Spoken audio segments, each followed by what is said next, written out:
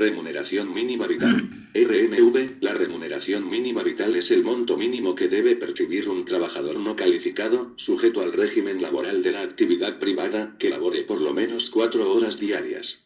Las remuneraciones mínimas se regulan por el Estado con participación de las organizaciones representativas de los trabajadores y de los empleadores.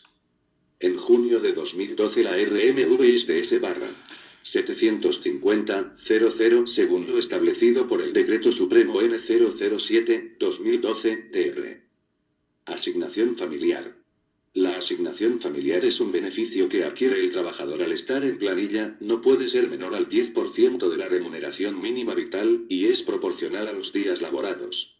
Los trabajadores tendrán derecho a percibir dicha asignación familiar hasta que los hijos cumplan 18 años de edad, salvo que estos se encuentren efectuando estudios superiores o universitarios, en cuyo caso se extenderá este beneficio hasta la culminación de los mismos, por un máximo de 6 años posteriores al cumplimiento de dicha mayoría de edad.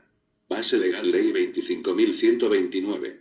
Y Reglamento DS. 035/90 Contribuciones sociales. Son los pagos que se realizan a los trabajadores que van a los fondos con los que se pueden atender los servicios de atención médica, seguro, etc. Algunas contribuciones sociales en el Perú son: SIS Salud.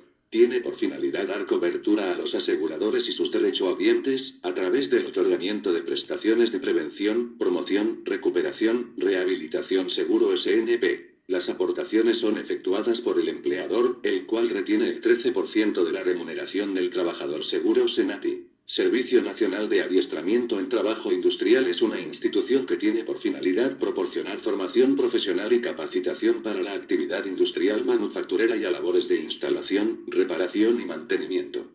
Tasa 0,75% seguros SENCICO. Aquellos contribuyentes que desarrollen actividades de construcción con o sin exclusividad y a los trabajos de instalación, reparación y mantenimiento enmarcados en la actividad de la construcción. Tasa 0,2%. Seguro con Aforicer. Es un organismo de derecho privado, que desde su creación viene realizando importantes esfuerzos para consolidarse como una institución al servicio de los trabajadores del sector de la construcción. Como construir y administrar centros recreacionales.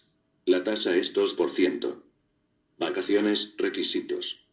El trabajador tiene derecho a 30 días calendario de descanso vacacional por cada año completo de servicios. La remuneración vacacional es equivalente a la que el trabajador hubiera percibido habitualmente en caso de continuar laborando.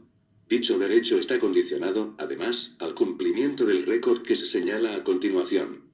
A. Tratándose de trabajadores cuya jornada ordinaria es de 6 días a la semana, haber realizado labor efectiva por lo menos 260 días en dicho periodo.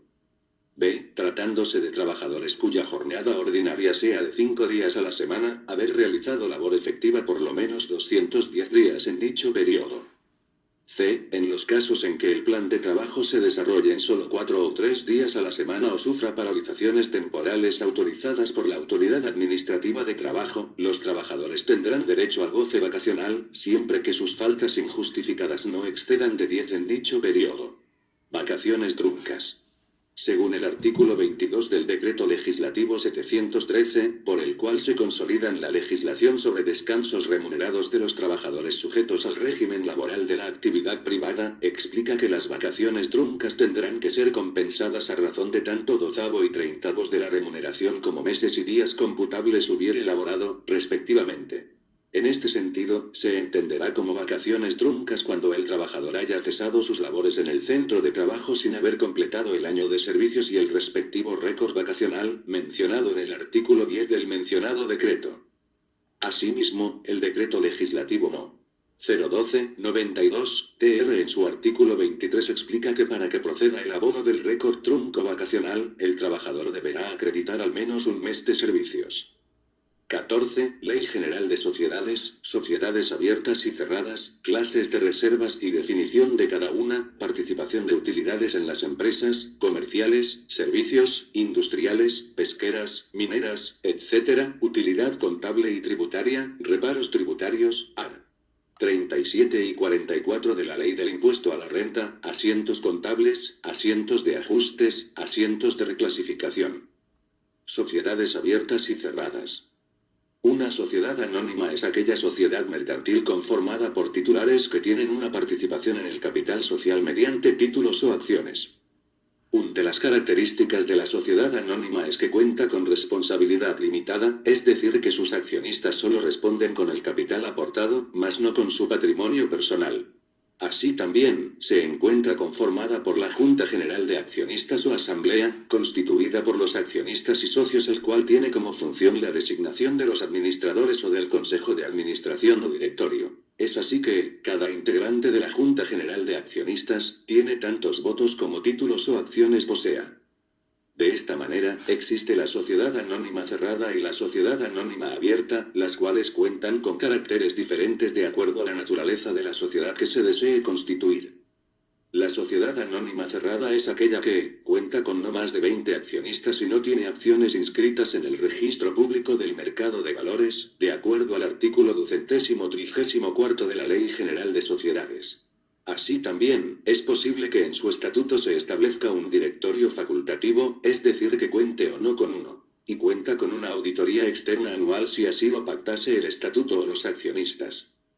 Clases de reservas, definición de cada una de ellas. Las reservas son beneficios obtenidos por la empresa y que no han sido distribuidos entre sus propietarios. Pero este concepto solamente es válido desde una perspectiva amplia, ya que se puede hacer una subdivisión de las distintas clases de reservas en función de su origen. Reserva legal, se debe aplicar una cifra igual al 10% del beneficio del ejercicio a la reserva legal hasta que ésta alcance, al menos, el 20% del capital social. En ausencia de utilidades no distribuidas o reservas de libre disposición, la reserva legal deberá ser aplicada a la compensación de pérdidas, debiendo ser repuesta con las utilidades de ejercicios posteriores. Esta reserva puede ser capitalizada siendo igualmente obligatoria su reposición. Reservas especiales. Son aquellas que están establecidas por cualquier disposición de carácter obligatorio. Su dotación se hará con cargo a pérdidas y ganancias y su aplicación dependerá de la norma específica que las creó. Reservas para acciones de la sociedad dominante. Esta reserva se dotará cuando se adquieran o acepten en garantía acciones de la sociedad dominante. Además, mientras dure esta situación, estas reservas son de carácter indisponible. Reservas estatutarias o voluntarias. La dotación a estas reservas es libre, como su propio nombre indica. Una vez que se han cubierto todas las atenciones legales, se puede decidir no repartir el resto del beneficio y dotar estas reservas. Lo que la empresa está consiguiendo es autofinanciación, porque los recursos generados en el ejercicio, beneficios, no se reparten y se evita su salida al exterior de la empresa. Los recursos así generados podrán aplicarse a la adquisición de más inmovilizados, más existencias, en definitiva, a ampliar el poder económico de la empresa. Participación de utilidades en las empresas comerciales, servicios, industriales, pesqueras, mineras, etc. Los trabajadores tienen derecho a repartición de utilidades cuando están sujetos al régimen laboral de la actividad privada, a participar en las utilidades de las empresas que desarrollan actividades generadoras de rentas de tercera categoría. Los trabajadores de las empresas participan en las utilidades de la empresa, mediante la distribución por parte ata de un porcentaje de la renta anual antes de impuestos. El porcentaje referido es como sigue. Empresas pesqueras 10%, empresas de telecomunicaciones 10%, empresas industriales 10%, empresas mineras 8%, empresas de comercio al por mayor y al por menor y restaurantes 8%, empresas que realizan otras actividades 5%. Dicho porcentaje se distribuye en la forma siguiente. A. 50% será distribuido en función a los días laborados por cada trabajador, entendiéndose como tal los días reales y efectivamente trabajados. A ese efecto, se dividirá dicho monto entre la suma total de días laborados por todos los trabajadores, y el resultado que se obtenga se multiplicará por el número de días laborados por cada trabajador. B. 50% se distribuirá en proporción a las remuneraciones de cada trabajador. A ese efecto, se dividirá dicho monto entre la suma total de las remuneraciones de todos los trabajadores que correspondan al ejercicio y el resultado obtenido se multiplicará por el total de las remuneraciones que corresponda a cada trabajador en el ejercicio. La participación que pueda corresponderle a los trabajadores tendrá respecto de cada trabajador, como límite máximo, el equivalente a 18 remuneraciones mensuales que se encuentren vigentes al cierre del ejercicio. Caducidad del cobro de dividendos. El derecho a cobrar el dividendo caduca a los 3 años, a partir de la fecha en que su pago era exigible conforme al acuerdo de declaración del dividendo. Solo en el caso de las sociedades anónimas abiertas, el plazo de caducidad a que se refiere el párrafo precedente será de 10 años. Los dividendos cuya cobranza haya caducado incrementan la reserva legal. 15. Reparos tributarios, art. 37 y 44 de la Ley del Impuesto a la Renta, diferencia temporales y permanentes asientos contables, asientos de ajustes, asientos de reclasificación. Los reparos tributarios no se contabilizan porque son extracontables. Para armonizar la información reflejadas en base a las NIF respecto a la normatividad legal tributaria, el artículo 33 del Reglamento del Impuesto a la Renta facilita la aplicación de la NIF 12 Impuestos sobre las ganancias que determina las diferencias temporales y permanentes. Utilidad, contabilidad y tributaria. La utilidad contable se determina apegándonos a los principios de contabilidad, en tanto que la utilidad fiscal se determina de acuerdo con lo dispuesto por el Código Tributario. Las partidas a conciliar que se presentan con mayor frecuencia son: 1. Gastos, contable, no deducibles, no aceptadas fiscalmente. 2. Ingresos, contable, no gravable. 3. No son gastos, contable, pero es deducible, aceptadas fiscalmente. 4. No son ingresos, contable, pero es gravable, renta gravada. Para efectos tributarios se consideran las rentas gravadas, exoneradas, inafectas las deducciones, las pérdidas tributarias, rentas presuntas, beneficios tributarios, ingresos y costos diferidos y etc., de acuerdo a normas legales tributarias. Para efectos contables los indicados en las NIC/NIF. Reparos tributarios, art. 37 y 44 del Impuesto a la Renta, artículo 372, a fin de establecer la renta neta de tercera categoría se deducirá de la renta bruta los gastos necesarios para producirla y mantener su fuente, así como los vinculados con la generación de ganancias de capital, en tanto la deducción no esté expresamente prohibida por esta ley, en consecuencia son deducibles. Los intereses de deudas y los gastos originados por la constitución, renovación o cancelación de las mismas siempre que hayan sido contraídas para adquirir bienes o servicios vinculados con la obtención o producción de rentas gravadas en el país o mantener su fuente productora, con las limitaciones previstas en los párrafos siguientes. A. Las pérdidas extraordinarias sufridas por caso fortuito o fuerza mayor en los bienes productores de renta gravada o por delitos cometidos en perjuicio del contribuyente por sus dependientes o terceros, en la parte que tales pérdidas no resulten cubiertas por indemnizaciones o seguros y siempre que se haya probado judicialmente el hecho delictuoso o que se acredite que es inútil ejercitar la acción judicial correspondiente.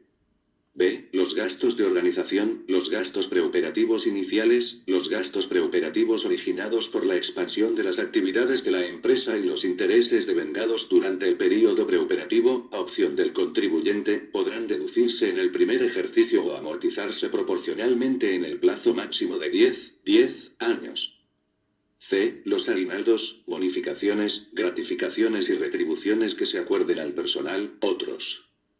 Artículo 445, no son deducibles para la determinación de la renta imponible de tercera categoría. D. Los gastos personales y de sustento del contribuyente y sus familiares. E. El impuesto a la renta. F. Las multas, recargos, intereses moratorios previstos en el Código Tributario y, en general, sanciones aplicadas por el sector público nacional. E. Las donaciones y cualquier otro acto de liberalidad en dinero o en especie. F. Las asignaciones destinadas a la constitución de reservas o provisiones cuya deducción no admite esta ley. G. La amortización de llaves, marcas, patentes, procedimientos de fabricación, juanillos y otros activos intangibles similares. H. Las comisiones mercantiles originadas en el exterior por compra o venta de mercadería u otra clase de bienes, por la parte que exceda del porcentaje que usualmente se abone por dichas comisiones en el país donde éstas se originen. Y. Los gastos cuya documentación sustentatoria no cumpla con los requisitos y características mínimas establecidos por el Reglamento de Comprobantes de Pago. H. El monto de la depreciación correspondiente al mayor valor atribuido como consecuencia de revaluaciones voluntarias de los activos, sean con motivo de una reorganización de empresas o sociedades o fuera de estos actos, salvo lo dispuesto en el numeral 1 del artículo 104 de la ley, modificado por la presente norma. Diferencias temporales. Se originan en ingresos o gastos que son consideradas como tales según las normas contables, pero tributariamente no son reconocidas en el presente período contable, o viceversa. Existe entonces una diferencia de tiempo en el reconocimiento de los ingresos o gastos, pero estas son reconciliables, no en este período pero sí en los futuros. Diferencias permanentes. Son aquellas diferencias entre la base contable y tributaria que nunca podrán ser superadas en el tiempo, es decir, se refiere a ingresos o gastos que son considerados contablemente pero no tributariamente, o viceversa. Sin embargo, estas diferencias nunca serán superadas en períodos tributarios futuros, no podrán conciliarse. Asientos contables. Un asiento contable son las anotaciones o registros que se hacen en un libro de contabilidad, que se realizan en contabilidad con la finalidad de registrar un hecho económico que provoca una modificación en el patrimonio de una empresa y por tanto un movimiento en las cuentas de una sociedad o persona física. Asientos de ajuste, es el asiento contable que tiene por objeto aumentar, disminuir o corregir, necesario para llevar el saldo de una cuenta a su valor real. Su objeto es precisar el saldo de las cuentas se originan porque que se haya omitido el registro de una o varias operaciones, por no haber sido reportadas en la fecha en que deberían serlo, ya sea intencionalmente o por olvido. Que el valor de los bienes del activo fijo que aparece como saldo en las cuentas respectivas, ya no es el mismo, pues evidentemente el tiempo transcurrido y el uso al que se han sometido dichos bienes, han originado en ellos una disminución en su valor. Que el valor de los conceptos del activo diferido, por ejemplo, el de los gastos de instalación, papelería, propaganda, rentas, primas de seguros, etc., que figura como saldo en las cuentas respectivas, no corresponde al que realmente se tiene, debido a que su valor ha ido disminuyendo durante el ejercicio conforme se han utilizado, amortizado o disfrutado dichos conceptos. Que existan cantidades a favor del negocio no cobrado, por ejemplo, rentas, intereses, dividendos, etc.